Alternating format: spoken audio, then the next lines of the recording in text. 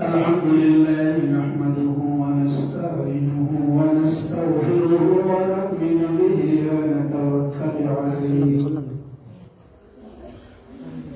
ونعوذ بالله من شرور أنفسنا ومن سيئات أعمالنا من يهد الله فلا مضل له ومن يضلله فلا هادي له وأشهد أن لا إله إلا الله وحده لا شريك له ونشهد أن سيدنا وسندنا وحبيبنا وحبيب ربنا وشفيعنا ووسيلتنا ومولانا محمد أرسله بالحق بشيرا ونذيرا وداعيا إلى الله بإذنه سراجا منيرا أما بعد فأعوذ بالله من الشيطان الرجيم بسم الله الرحمن الرحيم سبحان الذي أسرى بعبده ليلا من المسجد الحرام إلى المسجد الأقصى الذي باركنا حوله لنريه من آياتنا إنه هو السميع البصير. وقال النبي صلى الله عليه وسلم الصلاة معراج المؤمنين إن الله وملائكته يصلون على النبي يا أيها الذين آمنوا صلوا عليه وسلموا تسليما.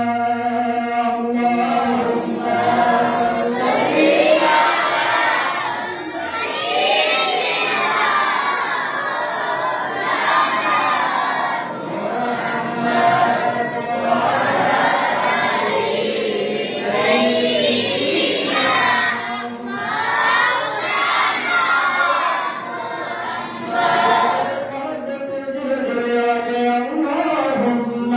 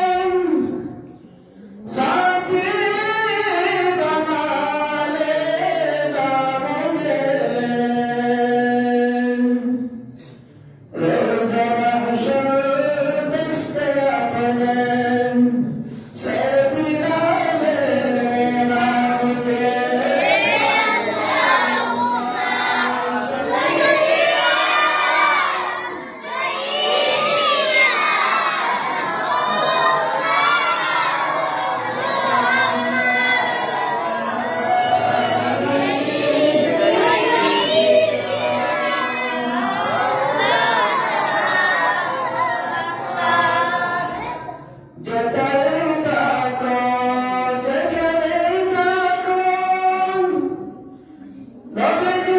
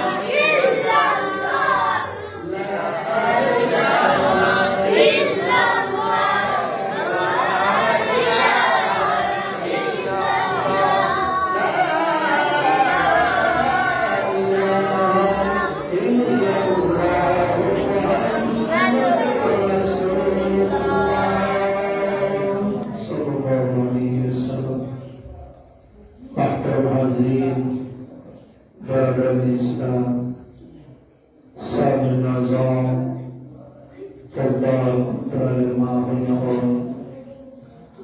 রব্বুল আলামিনের দরবারে লক্ষ কোটি শুকর যে মহান রব্বুল আলামিনের আপনাদের আমাদের গত রজব মাস থেকে নিয়ে আজকে রজব মাস পর্যন্ত এই বলিও শেষ নয়।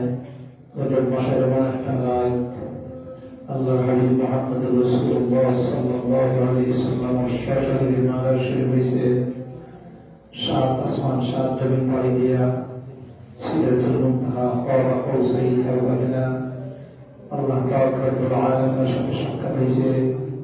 অনেক মুহাম্মদের জন্য আনছেন, এর জন্য আমরা আল্লাহ পাক রব্বুল আলামিন এত বড় টাইম আমরা হায়াত বাকিয়ে দিয়া সেহত আফিয়ত তন্দুরুস্তি দিয়া আমরা এই মেরাজের রজনী আলোচনা আমরা শোনার জন্য আমরা অপেক্ষমান আছি।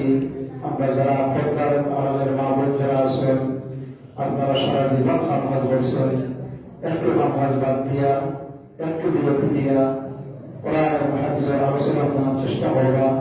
বিশেষ করে মেরাজের রজনী আল্লাহ হাবিবের মেরাজ কিভাবে হয়েছে এবং আল্লাহ হাবিবের মেরাজ থেকে আমরা আমাকে কি উপহার আনছেন, এগুলো আমরা দেখতে শোনার চেষ্টা করবেন ইনশাআল্লাহ। এগুলো শুনলে কোরআন এবং হাদিসের আলোচনা শুনলে আল্লাহ পাক রব্বুল আলামিন খুশি হন, আল্লাহ হাবিব মুহাম্মদ রাসূলুল্লাহ সাল্লাল্লাহু আলাইহি ওয়াসাল্লাম খুশি হন। যার কারণে আমরা আল্লাহ পাক রব্বুল আলামিনের তৌফিক দিয়েছেন, হায়াতে বাকি রাখছেন। এর জন্য রব্বুল আলামিনের দরবারে আমরা অন্তরের অন্তঃস্থল থেকে সর্বপ্রথম শুকরিয়া আদায় করি, বলি আলহামদুলিল্লাহ। এতগুলো মানুষ, এতগুলো তারাবা, এতগুলো মানুষ আওয়াজ তো আলহামদুলিল্লাহ এত সংকীর্ণ হবে, এটা বহনে তাহার কিচ্ছু নাই, এটা কোথায় তাহার কিছু নেই। রব্বুল আলামিনের প্রশংসা করতাম, তারিফ করতাম, রব্বুল আলামিনের শুকরিয়া আদায় করতাম। রব্বুল আলামিনের শুকরিয়া আদায় না করি মানুষের শুকরিয়া আদায় করতাম না। যারা মানুষের শুকরিয়া আদায় করে না তারা কোনো রব্বুল আলামিনের শুকরিয়া আদায় করে না। হাদিস শরীফের মধ্যে আছে মান লাম ইয়াশকুরিন নাস লাম ইয়াশকুরিল্লাহ। যারা মানুষের শুকরিয়া আদায় করে না তারা কোনো রব্বুল আলামিনের শুকরিয়া আদায় করে না। যার কারণে কখনো মানুষের শুকরিয়া আদায় করতাম, যে মানুষটা ভালো মানুষ আছে, ও মানুষটা আমাদের সাহায্য করেছে, ও মানুষটা আমাদের অনুদান দিয়েছে, ও মানুষটা আমাদের বিপদের সময় সহযোগিতা হয়েছে, মানুষের শুকরিয়া আদায় করবা, এরপরে রব্বুল আলামিনের শুকরিয়া আদায় করবা। যার কারণে উচ্চ আওয়াজে উচ্চ করতে উচ্চ হয়ে অন্তরের অন্তঃস্থল থেকে শুকরিয়া আদায় করে বলি আলহামদুলিল্লাহ। এই আলহামদুলিল্লাহ শব্দটা আল্লাহ হামদের দিতে বসেছিল, কথা মনে করতে যায় না। আমরা যে আলহামদুলিল্লাহ শব্দ ব্যবহার করলাম, এই আলহামদুলিল্লাহ শব্দটা ব্যবহার করার কারণে রব্বুল আলামিনের কান পর্যন্ত গিয়ে পৌঁছেছে। রব্বুল আলামিনের খান আমরা খানের মতো খান নাই, রব্বুল আলামিনের চোখ আমরা চোখের মতো চোখ নাই, রব্বুল আলামিনের হাত আমরা হাতের মতো হাত নাই, রব্বুল আলামিনের হাত, রব্বুল আলামিনের কান, রব্বুল আলামিনের চক্ষু, ভিতরে চক্ষু কিভাবে আল্লাহ পাক রব্বুল আলামিন নিজে শুনতেই নয়। এটা তার হৃদয়ের মধ্যে দুনিয়ার কোনো মাহবুবে কোনো নবী রাসূলের কেউ বলতে পারত না আল্লাহ কি ঠিক আছে। আল্লাহর নিজের চক্ষু চক্ষু দিয়ে দেখা যায় না, দেখতে দিলেন আল্লাহ পাক রব্বুল আলামিন বলেন লা তুদরিকুল আবসার ওয়া হুয়া ইউদরিকুল আবসার ওয়া হুয়াল লাতীফুল খাবীর। ও দুনিয়ার মানুষেরা, তোমার চক্ষু চক্ষু দিয়ে রব্বুল আলামিনকে তোমরা দেখতে পারতে না, তোমরা রব্বুল আলামিনকে দেখতে পেলে তোমার চক্ষু হইবে না। সেই চক্ষু আল্লাহ পাক রব্বুল আলামিনের চক্ষু দিবা, কানকে মাথায় দিয়ে চক্ষুটা সম্পূর্ণ চক্ষু দেওয়া, এই চক্ষু দিয়ে রব্বুল আলামিনকে